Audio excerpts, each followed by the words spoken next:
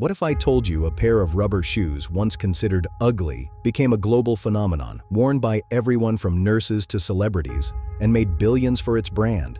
Yeah, I'm talking about Crocs, a brand that turned mockery into a multi-billion-dollar empire. In the next 7 minutes, we're breaking down how they went from being laughed at to becoming one of the most profitable, trend-setting, and unforgettable shoe brands in history. By the end, you'll see why a simple idea can completely change an industry, and maybe your perspective on innovation and style. This is the story of how ugly became iconic. It all started in 2002. Three friends, Scott Siemens, Lyndon Hansen, and George Bodecker Jr., were looking for the perfect, comfortable boating shoe. They wanted something lightweight, slip-resistant, and functional. They stumbled upon a lightweight foam resin material called Croslite. It was antimicrobial, slip-resistant, and it floated. It was the perfect material for a boat, but it was destined for much more than the open sea. When they debuted at a Florida boat show, people were skeptical. They were goofy-looking and unconventional. But that wasn't a bug. It was the secret sauce. Crocs were designed for comfort, not style. Yet somehow they struck a chord with a niche market: boaters, gardeners, and anyone who spent all day on their feet.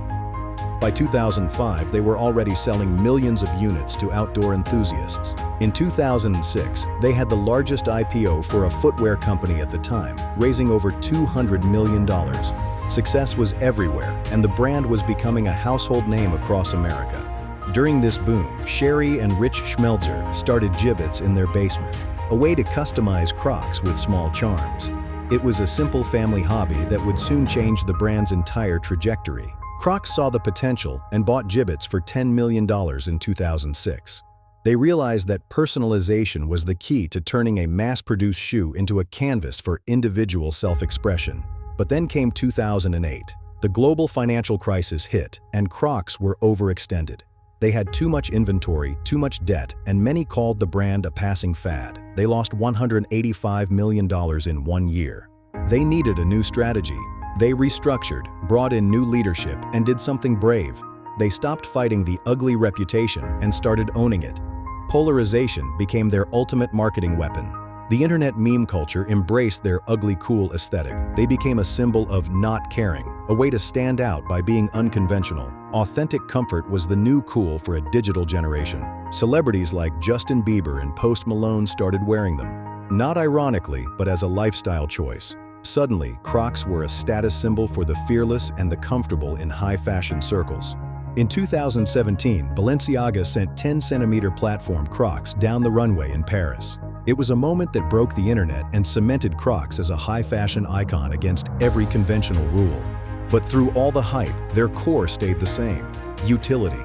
From the red carpet to the hospital floors, nurses and chefs swore by them. They built a brand loyalty that no fashion trend could ever break. Then 2020 changed everything. During the lockdowns, comfort was king. While other shoe brands struggled, Crocs sales exploded as the world shifted to a home-based, cozy-first lifestyle.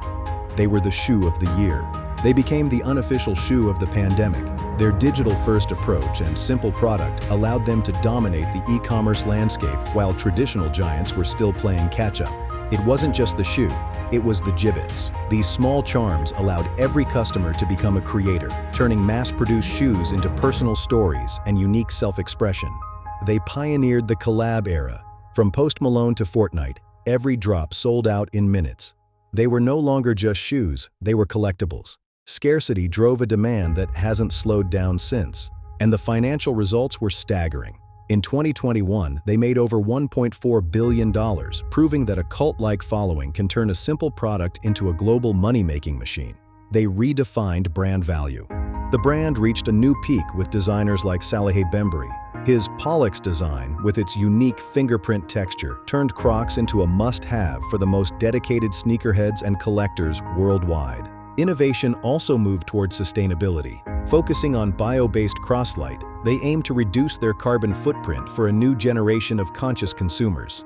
The ugly shoe is making a beautiful impact. So, whether you love them or hate them, the Crocs phenomenon shows the power of branding and authenticity. Solving a simple problem in a complex world is the ultimate success in modern business.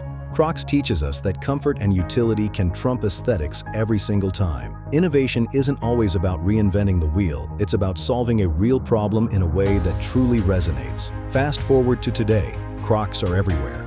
From hospital floors to fashion runways, TikTok trends to viral memes, they have become an unlikely and unstoppable cultural icon of the 21st century.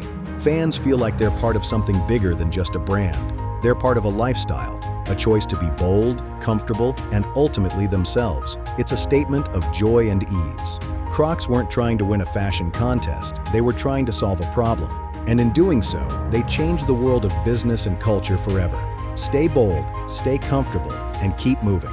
If you found this story inspiring, subscribe to the Blessing Minds channel. We share insights that inspire and motivate you to think bigger every day. Join the community. Kindly share, like, and subscribe to the Blessing Minds channel. Please share this video so we can keep creating more and more content for you. Kindly share your topics on which you want us to make the video.